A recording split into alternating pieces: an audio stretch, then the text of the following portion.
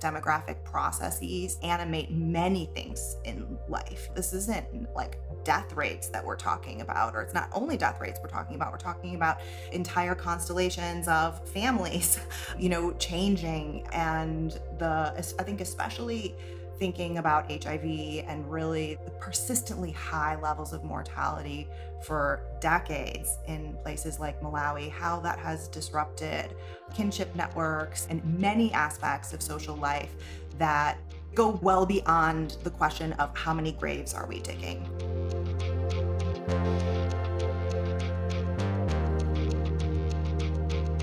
Welcome to Season 2 of Our Long Walk, a podcast series about South Africa's past, present and future. I'm Johan Fourie from Stellenbosch University, and as always, I'm joined by Wits University's brilliant Jonathan Schoots. With Johan's expertise in economic history and my expertise in historical sociology, we are excited to interview world-leading academics who ask compelling questions about our country, our continent, and the ideas shaping the world around us.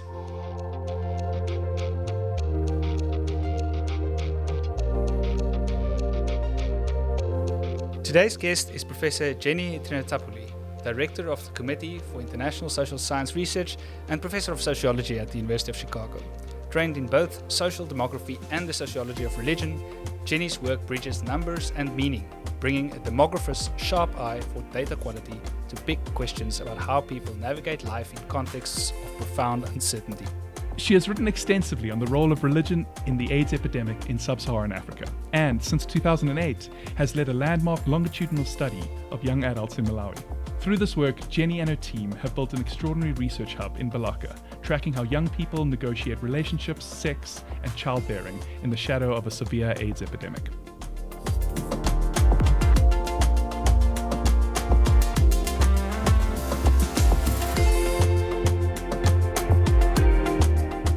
Jenny, thanks so much. It's great to have you here with us. Thank you so much. Great to be here with you guys. Your book, An Epidemic of Uncertainty, is chock-a-block with all of these wonderful stories from your respondents in Balaka, Malawi. And I think this is just absolutely wonderful. And you open with the story of Patuma, which you use to think through this question of uncertainty, the question of what is it when you say, I don't know on a survey. You also tell this wonderful story of Maimona from Bamako as she replies to these questions about how many children she wants. Maybe you can tell us about how stories and encounters in general brought you to think differently about this category of the don't know.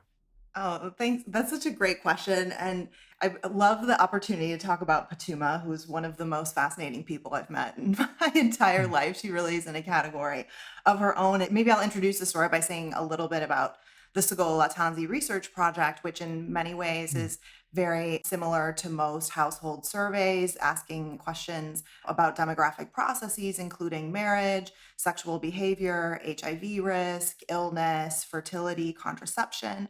But there are also a few things that are different about our study. For example, we enrolled a group of young women and also men, and they were randomly selected in this town in Balaka, Malawi. And we followed them for over 10 years. And while a lot of this style of interviewing takes place in households, because we were speaking with adolescents and young adults, and because we know that households are sometimes crowded and there are lots of different and curious eyes and ears in the scenes, we collected our data in the research center. So we recruited respondents in our home and invited them to the research center to conduct their interviews in a private space that would be closed with the interviewer. And the reason that's salient for this story with Patuma is that the story happened in 2019 and we started our study in 2009. And so she's been in our study for a decade. She's completed more than 10 interviews with us. This is a study of young adulthood, of HIV risk. We deal with a lot of really heavy topics. And interviews were underway. I'm working in the data room. And one of the interviewers who I've been close friends with for a very long time calls me out, and she is laughing so hard. And this is not really her character, this kind of silliness. And she's really laughing. And she calls me out of the data room to speak to this respondent. And she says, Jenny, this person is good at telling stories. You're going to have to hear it yourself. And Patuma tells us a story about her marriage. And the story has to do with a good marriage to a man with whom she's had a few kids, but his behavior has changed recently. And on the heels of these doubts about her marriage, and a tip from a friend who has seen her husband in a place that he was not necessarily supposed to be. She sets out to catch him red-handed, and she hides in the bush, not one, not two, but 3 times in order to find out what's really going on. And she relays the story with humor. It's an eventful story. She finds him in the act with another woman. She gathers his clothes and she makes it very clear to him in a very skilled way that this is not something that's going to go on anymore. She calls their marriage mediators, and they are in the process of deciding what's going to happen with this marriage. The story comes out in response to a question about marital status, which is not something we think about as a complex construct. We have lots of categories: married, divorced, separated, never married. And she says to the interviewer, and she also calls me in to say, today you've asked me about my marital status, but I don't know whether this marriage is whether this marriage is over or not. It's complicated. Yeah, it's a complicated situation for sure. And it links to another uncertainty in her life, which is about her HIV status, which we go into in the book. I mean, this is a person who's been in a relationship for a long time, and she has new information about her husband's behavior, which is introducing new levels of HIV risk. And this is also a person who's been tested multiple times. She's been tested through our study. She's been tested in antenatal care on the heels of her last pregnancy. And as with the don't know answer about her marriage, she also expresses uncertainty about her HIV status, which is something that our study is specifically designed to ask about. In opening the book with this story, it's wonderful to spend time with this person who's a good storyteller and is also like very introspective about her own life and communicative with her husband about her relationship, because a lot of this comes out, it's expressed. It's not uncertainty that she's holding quiet privately to herself. But this articulation of don't knows links to something that's iconic paper on almost every demographer's comps reading list by Etienne van de Waal. And he's writing about the fertility transition, relying on interviews that actually his wife conducted in Bamako in the early 1980s. It looks like they were doing fieldwork together as a couple.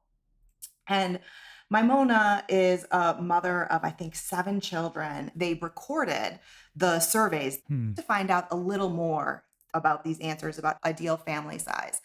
And the transcript between Francine and Maimona is this really long back and forth. How many children would you like to have in your life? And she says, it's what God gives me. I cannot tell the number. And the interviewer, as all interviewers do, like probes, right, to find out more. Okay, well, what if it was totally up to you? What if God asked you? And her reply to that is, I cannot tell God the number of children, but if whatever God gives me is good, that's enough. Even if God asks you, I cannot say this. So it's a long exchange to get to the end where the interviewer really wants a number for ideal family size. And that is not Maimona's orientation to thinking about her fertility. And we have a tradition for thinking about don't know answers, respect to fertility in demography.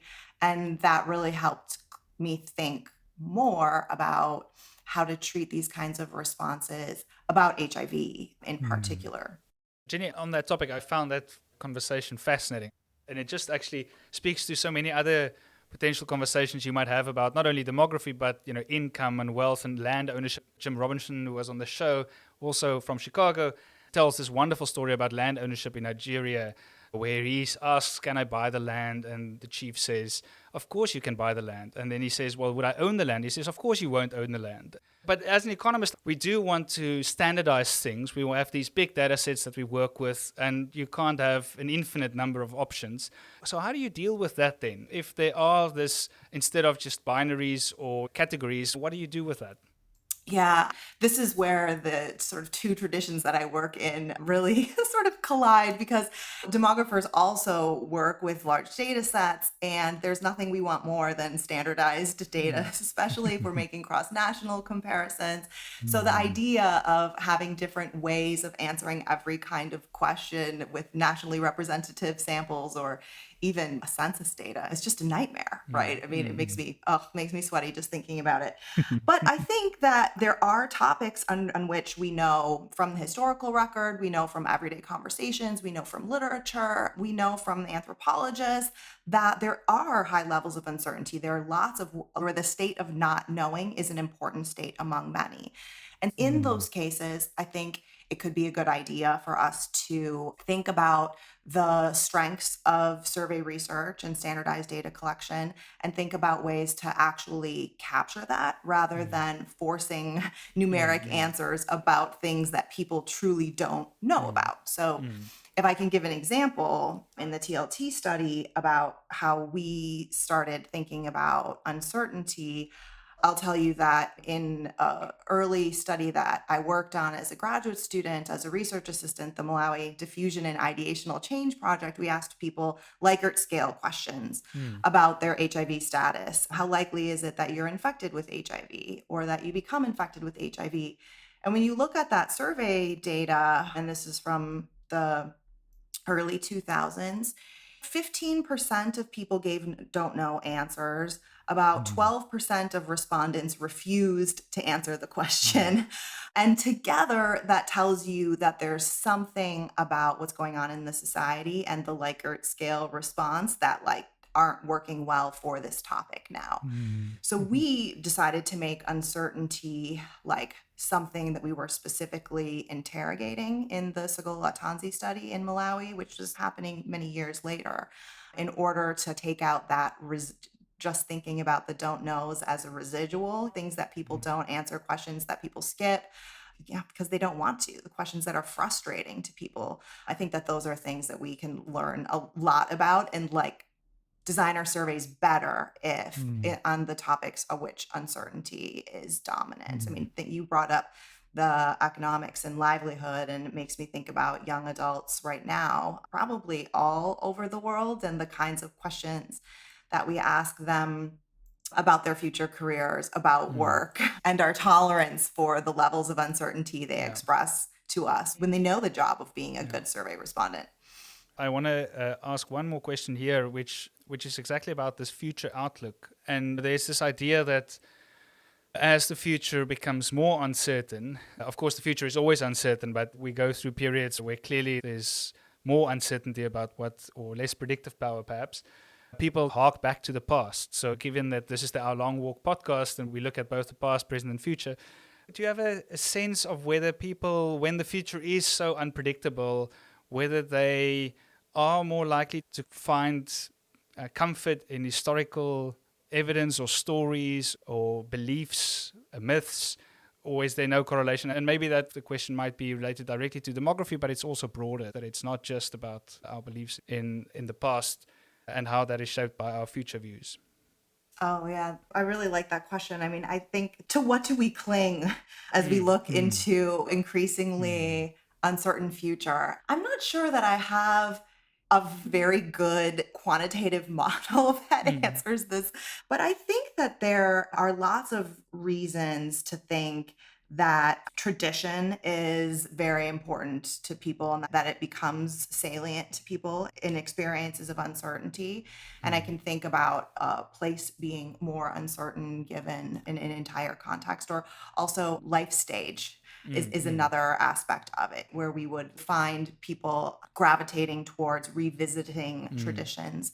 There's one really lovely detail in one of the ethnographic vignettes I use in the book, with these young women who are speaking to a woman, they call her woman a bit old. She's in her late 40s. And she's cooking out of a clay pot. And the young women are in their 20s. They're wearing jeans. They really have an appetite in terms of their consumption habit for modern goods, right? For cell phones and units and things like that. And they're having a conversation with their neighbor who's cooking out of the clay pot. And the woman tells her how her husband really likes the food cooked out of the clay pot. The girl said, we don't know how to cook out of that kind of pot. And if you cook out of that kind of pot, people will think you're poor. She says, but I'm not poor. We could have a different pot if I wanted. We like to cook this way. And then she shows Gertrude and Gertrude's friend Tiamike. Gertrude's a research assistant whose field notes feature prominently in the book. She shows them this clay pot that she uses to hold water, and it keeps water cool. And Balaka is a town where very few people have refrigeration. And the girls love the clay pot for water. And they're like, we're never cooking out of a clay pot, but I'm going to visit my grandmother. I'm going to see if I can get one of these. This would be so wonderful to have. And so there is this affection for the hearkening of the past, holding on to traditions. And I think that uncertainty absolutely does create appetites for that, for some stability and a tradition attachment to the past. Yeah, I want to come back to, on the one hand, this Likert-scale that you were discussing, and maybe it links beautifully to these beautiful, rich stories, that you really are bridging and interconnecting these two traditions. This demographer's commitment to get the numbers, and you have this quote, empirical relentlessness of demographers. I like that. And really trying to get the numbers right. But then also you're interconnecting that with this tradition that is attentive to a kind of an ethnographic or an interpretive approach where people's worlds and their meanings are really important. I love how you blend these things together. And this made me think about your approach to short circuit that Likert-scale problem with turning to beans as a measure of this, and how that somehow is capturing the world that you're knowing experientially of people's lives, but enabling people to express their experiential world in some kind of numbers. So maybe you could tell us a little bit about that, how that came about and what that does for you. Yeah, the beans measurement is so great, especially because the dig at demographers is that word bean counters show up once every 10 years for a census, right? But the idea, and this builds on the observation that I mentioned before about there being high levels of refusals to answer certain questions about HIV status, and also like high levels of don't know answers in quality surveys conducted across the region. So we use this interactive probabilistic solicitation method, which economists have used for other topics as well. So we did not pioneer this method, but we definitely expanded its use.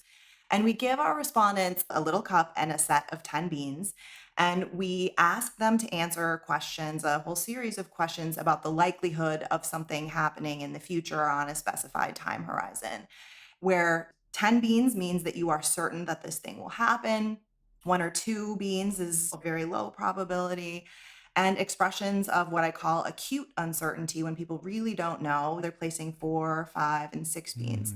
We open it by asking about the probability of you going to the market in the next day. What about in the next week?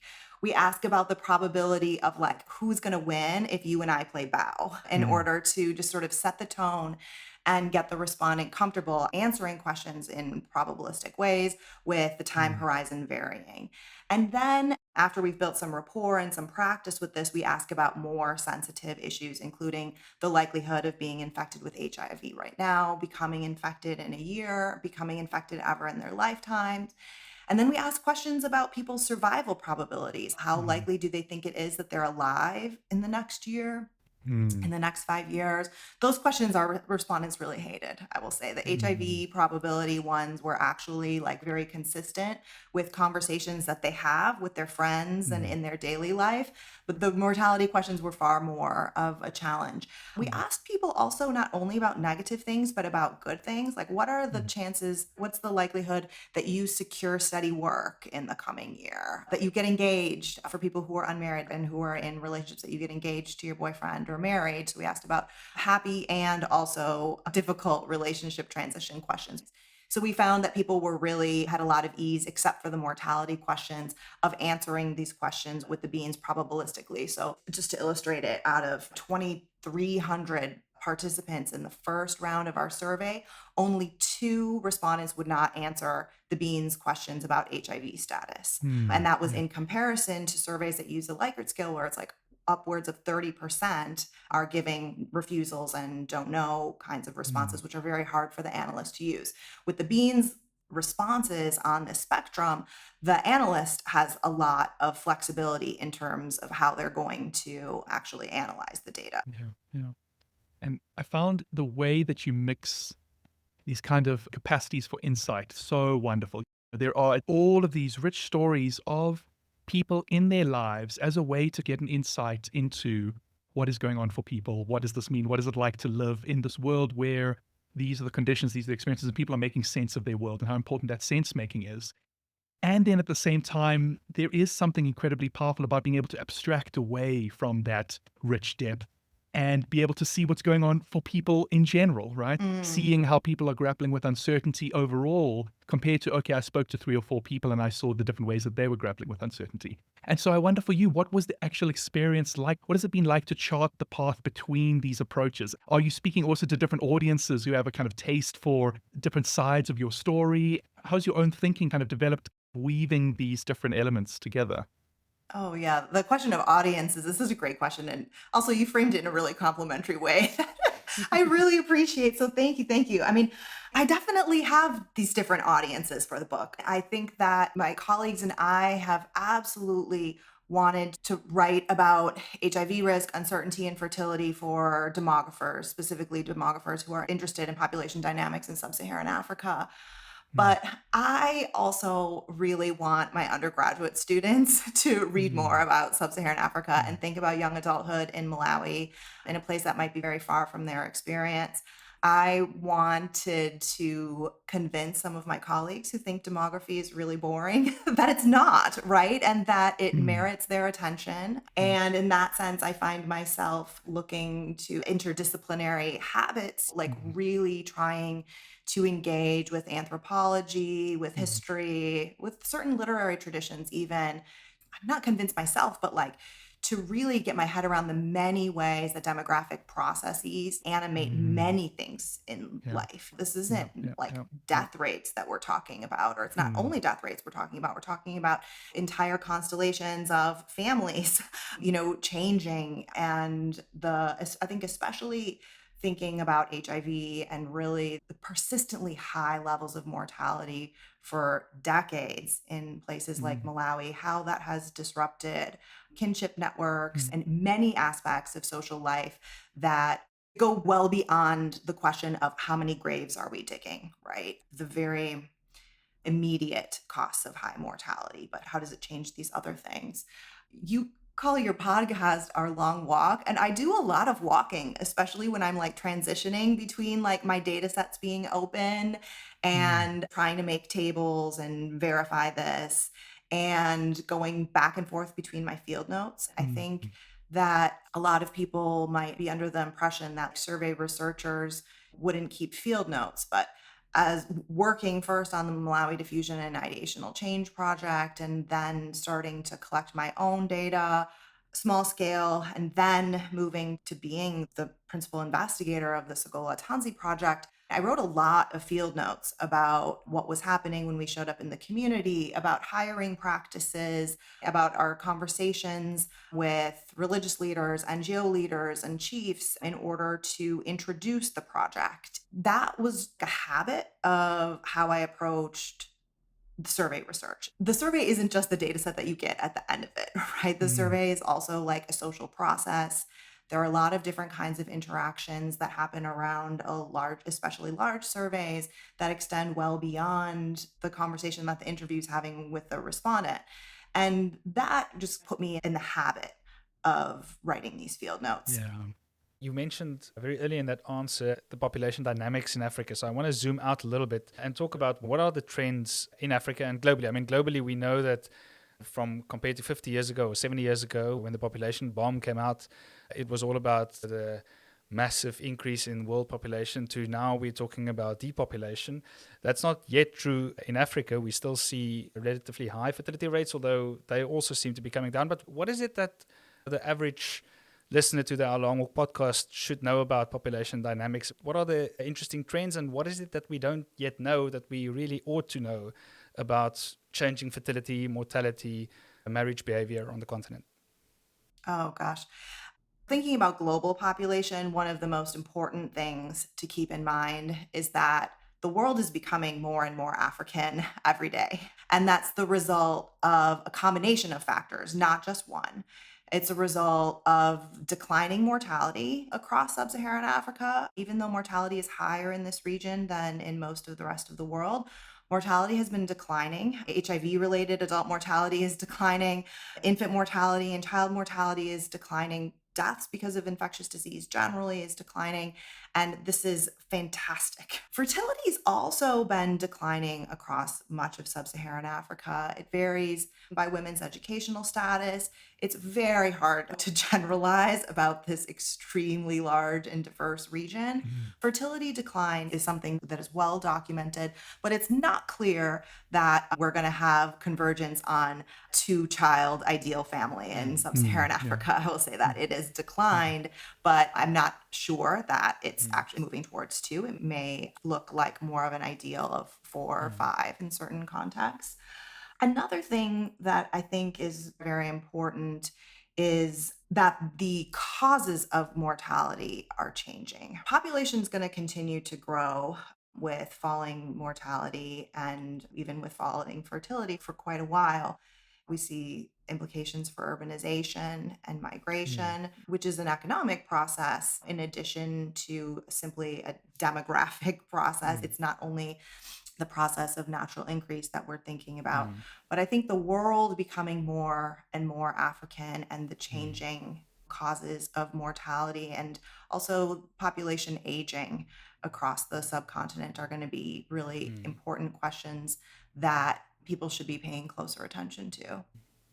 Jonathan will enjoy me saying this, but if we think about policies to support higher levels of fertility, specifically in Europe and Asia, where these numbers are incredibly low, I've increasingly started to believe that the answer is not really economic, but sociological. There's some things that are just very difficult to quantify about what creates high levels of fertility in a certain society. Even within the same country and the same region, you would have vastly different trends in fertility. What is it that policymakers, if apart from the obvious things that they can do to reduce fertility by banning two-child households and these kind of things that we would agree is not necessarily what we want, but what is it that they can do to promote both a decline in fertility and the increase? I'm curious about the increase because it seems like there's absolutely no evidence to show that anything that has been tried works. So I'm quite curious as to what you think might work. Oh, yeah. Okay. Well, let me say I'm a little outside my lane of expertise. That's exactly why I asked that question. But it's true, that in societies where low fertility is being interpreted as a problem, efforts to raise fertility rates do not seem to be working very well. Yeah. There's very little evidence of it. Yeah. And I think that points us in a couple of different directions. I think first, it pushes us to inquire about what people really desire in terms of family life and in terms of childbearing, and to find out more about whether we have low fertility because this is precisely what people want, or do we have low fertility because people would like to have more children? They would like to have different kinds of families, but they think that's unachievable for a variety of reasons. And I think that's where the uncertainty comes in as a possible way of explanation. And it could be uncertainty about partners and about relationships. It could be uncertainty about the economy in terms of livelihoods and other support. I think that those explanations where these topics have been studied well, I'm thinking about a couple of Italian scholars, Daniele Vignoli and Chiara Camoli, who have done really outstanding work trying to separate out uncertainty, including thinking about the role of media in shaping what young people feel is possible for them economically. So there's big macroeconomic forces looming in people's fertility decisions. And at the same time, this is the intimate sphere, and these are negotiated with partners and in families. More and more people, at least in rich countries, are making the decision to have children independently of a partner. And that's a new phenomenon that I think also merits a lot more scientific exploration.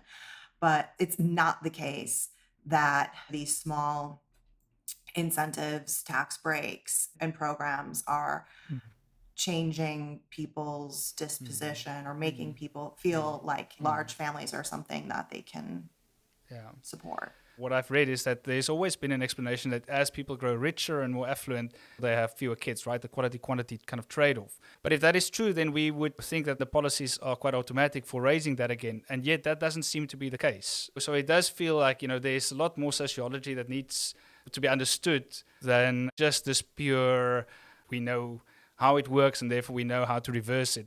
I think that's fascinating, and it feels like one of the biggest questions in social science at the moment, yet no one seems to be coming up with new. Of course, I've got a pet theory, but I'll let Jonathan ask the next question first. I want to hear this pet theory, though. Oh, yeah, go for it, Johan. Well, I think it's perceived social mobility. So if you're the king of France and you can have 50 kids and all of them will stay royals, then you're going to have 50 kids. But if they suddenly can become paupers, then you're going to have fewer, so that you ensure that they stay at the top, and the same at the bottom. If you're going to have 50 kids and they're all going to be paupers and you're a pauper, then why not have 50 kids? But if there's this chance that they might actually move up in society, then you're going to have fewer. And so the perceived social mobility of the time, and of course it's almost impossible to measure, I think, perceived social mobility. I suspect that's really got something to do with it, or that's my pet theory. I don't know what policy you put in place to change the perceived social mobility of people. Happy to hear your thoughts on that. Shoot it down for me, please. Yeah, I mean, I'm not inclined to shoot it down. I think that the question of perceived social mobility as being more powerful than actual social mobility in any society is useful and definitely plays into the calculus. I think another important thing to add on to that would be if you're a person with high levels of education who spends a lot of time thinking about the future and expects that you'll probably live a long life, die of old age, 80-ish, you may be thinking on those kinds of time horizons. And I'm not sure that globally or across space and time, that is the time horizon on which decisions about children are being made.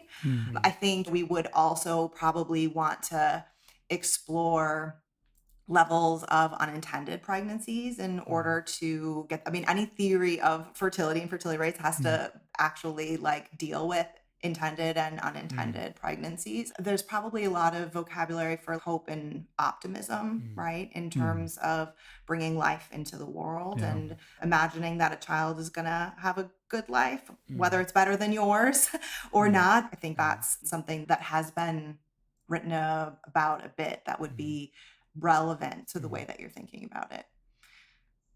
Marriage and children become luxury goods, right? And only for those who perceive that their status is so secure they can never lose it. That's that is quite a view of the world. I'm not sure that's the world we want in now, but No. yeah. Jenny, I want to also think broadly about what a demography approach brings here. And I want to talk about one piece that you talked about in the book. One of your 4 guiding concepts is this concept which you call a theory of conjunctural action. And what I thought was really interesting about this is you use this to challenge methodological individualism. And for the listener, methodological individualism is really when we think about the attributes of a person and how the attributes of a person will shape a person's life and outcomes and the things that happen in our lives. And I think that this is kind of a common sense way of thinking about our own lives. But you say that this approach focuses on a different picture. It focuses instead on what you say is the distribution of contexts in which events might occur. And I think this is a really interesting idea, shifting our perspective from just individuals to instead the contexts that we live our lives in and how those contexts shape our outcomes. So maybe you can tell us a little bit more about this idea and how it shapes your thinking. Well, the theory of conjunctural action, it is a mouthful, but it's really it's been really helpful for my work. And so, I will recommend it. This is sort of pioneered by Jennifer Johnson Hanks, along with others, Phil Morgan, Hans-Peter Kohler, Christine Bachrach wrote this book. It's called Understanding Family Variation and Change. And they really emphasize the fact that our theories should work at, there are many aspects to this, but 2 that are at the front of my mind, a kind of radical interdisciplinarity to this, thinking with history and psychology in addition to economics and sociology, and also thinking about scales. So we should be able to incorporate the experiences of individuals into these processes, but also thinking about the aggregate in terms of aggregate patterns. One thing that I think is useful for shaping and trying to understand this distribution of contexts, it's like if we're thinking about times of transition, right? These could be graduations, these can be moves, that there are bundles of life course events that tend to come together because these opportunities invoke change, right? So if we're looking at the characteristic of the person as the strongest predictor, we may be overlooking these other factors of the circumstances that are socially patterned, right? Graduations don't happen like throughout the year. Graduations happen. We have 2 convocations. They're in December and they're in June. So if you were thinking about young people and union dissolution, you may say, like, we see a lot of relationship dissolution. We see a lot of people break up with their partners in June, July, and in December, January. Like, is this the weather? No, it's actually about transition points and decisions, and it's not the characteristics of these individuals. And so that's the kind of thing that I think the theory of conjunctural action maybe helps us move away from traits-based approach and more to the context, specifically as the context is organized by our social institutions. Yeah, that's great. Yeah, Jenny, that's quite interesting based on some of the research that I did with Amy Rommelsbacher, where we looked at marriages in Cape Town over the 20th century. We show for white residents of Cape Town that there's no seasonal pattern in marriages basically before 1940, and then suddenly from 1940 onwards, we see a significant increase in the number of summer marriages, which just again shows, it's not a change in individual traits, but it's clearly some kind of cultural feature that affects these decisions. Oh, that's great. I'll chat you to get a link to that paper. I'll put it in my arsenal of examples. So I want to maybe diving back in a little bit more detail. And Johan has talked a little bit about how does the past work with uncertainty. And so I wanted to ask you, talk a little bit about how do young people deal with a world where there is a kind of endemic uncertainty and think about the future? What does it mean to be living in a context where your status is uncertain, the relations that your partner is entering into are uncertain, that puts you at risk in uncertain ways, the questions about your children and their well-being is uncertain. What does it mean to look to the future with uncertainty? And how do people in your context kind of deal with that? Yeah. Well, let me address that question with a pet argument that I've been making, which is I see it in the headlines all the time. More uncertainty in an increasingly uncertain world. Sometimes I call it uncertainty is decoration, right? And I wonder whether it's true, right, that the world is more uncertain than it was in the past. I mean, this is something that I'm not entirely convinced of in studying uncertainty. I'm not sure that it's more uncertain now than in periods of time when infant mortality, for example, was much higher, when access to antibiotics was limited or they didn't exist yet. I mean, I think that there are many things just in fertility and mortality where you would say, actually, we have a lot less of uncertainty now. One of the things that's changed, and it varies among people's ability to tolerate uncertainty. And it's also important, I think, to locate uncertainty on kinds of dimensions. So right now, we may say that in Malawi, I think that there are high levels of uncertainty about HIV status. There are high levels of uncertainty about survival, for example. And that's very unique to the kinds of uncertainty that we're talking about when I'm speaking to my undergraduates in Chicago or in other contexts. So I think it's important for us to specify. I love the interpretive tradition, but this is also where it's like, I feel my empirical relentlessness coming out. It's like if I am tempted to say in an increasingly uncertain world, like, let me please be specific. Like, do I think that the conditions I'm living under are more uncertain than like the French Revolution? Because people lived through that too. Like, no, or many different times of great social change and upheaval. So I think that uncertainty is a huge force in people's lives. And to the extent that we want to think about it and analyze it, we need better data. We need better ways of thinking about how to compare present levels of uncertainty to past levels of uncertainty, while acknowledging that uncertainty is both about our present conditions and about the future. And Johan said at the beginning, well, the future is always unknowable, and that's true, right? But our confidence in our predictions varies a lot according to many different things. So I wish that we had more literature to draw on and more tools for trying to connect these levels. One quick question then. I mean, there was a period of time where I was receiving just a slew of emails that always started, in these uncertain times. And this kind of bean approach is a subjective uncertainty. Do you have thoughts about French Revolution is nothing like the security of today, yet at some moment in my life, everyone is panicking and writing emails saying like, in these uncertain times, I hope you're doing okay, expressing that they're panicking, right? Is there something about a kind of disruption from our norms, or what's the difference between perceived uncertainty and the actual more objective uncertainty of the world in shaping people's decisions? Do you have thoughts about what might drive people more, the sense that my world is suddenly more uncertain than it was before, compared to I really don't know what's going to happen in 3 days' time, just objectively? Right. Perceptions matter for the future, right? Like perceptions inform lots of how banks behave and how economic leaders behave. So I think the subjective part is something that I put a lot of weight on. But one example that I think most clearly helps us think about the difference between subjective uncertainty and something real that we can say this is what it really is comes from formal demography and looking at the age distribution of deaths, for example, in a year.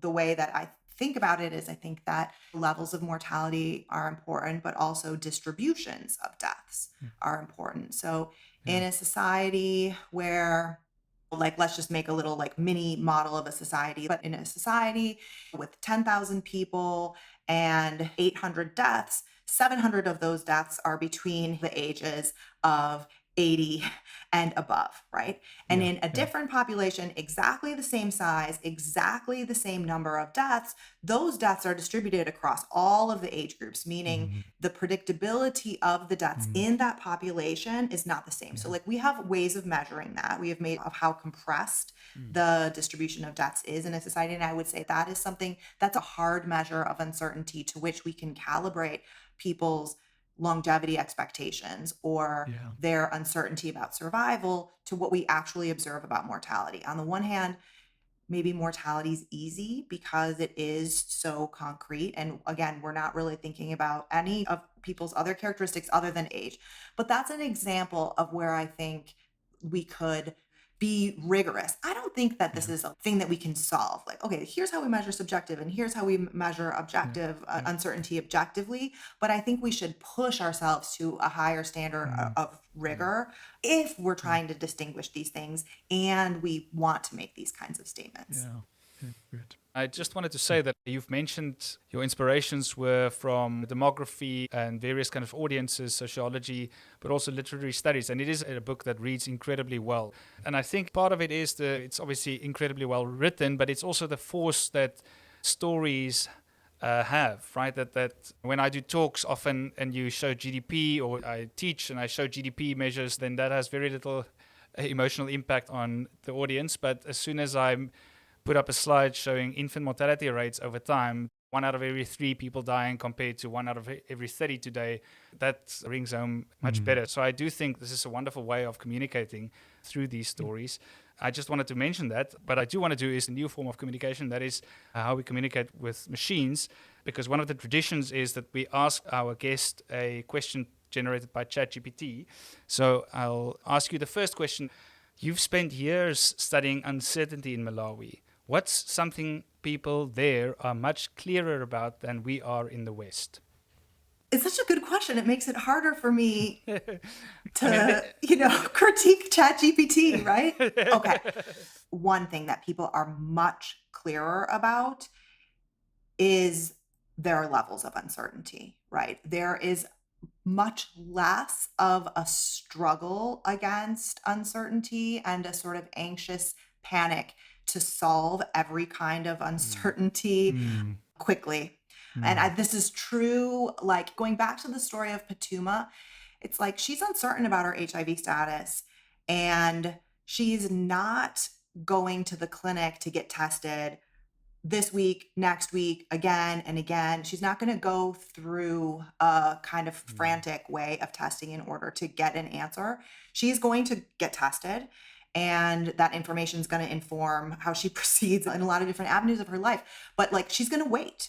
I think there's a lot more practice in waiting for paychecks, waiting to find out whether somebody's really who they say they are, and waiting to find out about a person's real behavior. I mean, like, Patuma is so patient as she goes to find her husband in this relationship. And she has a lot of